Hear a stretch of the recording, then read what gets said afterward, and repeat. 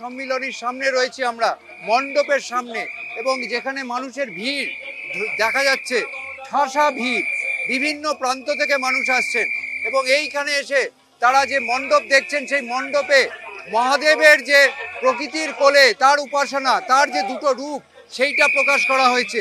কিন্তু এখানেও বিতর্ক তারা করে বেড়াচ্ছে ত্রিধারা সম্মিলনীকে, এবং আপনারা এইখানে যে মহাদেবের দুটো রূপ সেটা দেখাচ্ছেন, কি সেইটা? আমাদের শিবের দুটো রূপ দেখিয়েছি। একটা শিব শান্ত রূপে আছে, শিবকে বলা যায় ক্রিয়েটার, ওয়ার্ল্ডকে ক্রিয়েট করেছে। তো এইখানে শিব একটা মেডিটেশন পোজে আছে, আর শিব এইটাই দেখাচ্ছে কি উনি ক্লোজ টু দ্য নেচার, আর আমাদেরকে নেচারটাকেও প্রিজার্ভ করতে রাখতে হবে। বাট আমরা প্রিজার্ভ না করলে শিব একটা তাণ্ডব রূপ ধরে নেয়।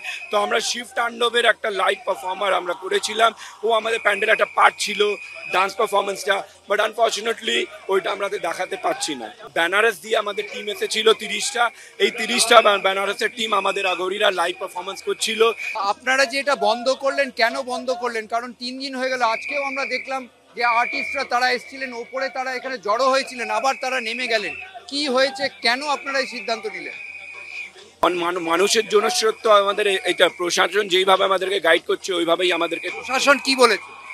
কি লাইভ পারফরমেন্স করলে প্রচুর আরো ভিড় বেড়ে যাচ্ছে, তাই জন্য আমাদেরকে বলেছে, গাইড করছে, ওদের কথা শুনে মেনেই আমাদেরকে ওইভাবে চলতে হবে। বিতর্কের মধ্যেও তারা তাদের যে অনুষ্ঠান, তাদের যে পুজো, সবকিছু চালিয়ে যাবেন তেমনটাই আয়োজকরা জানাচ্ছেন।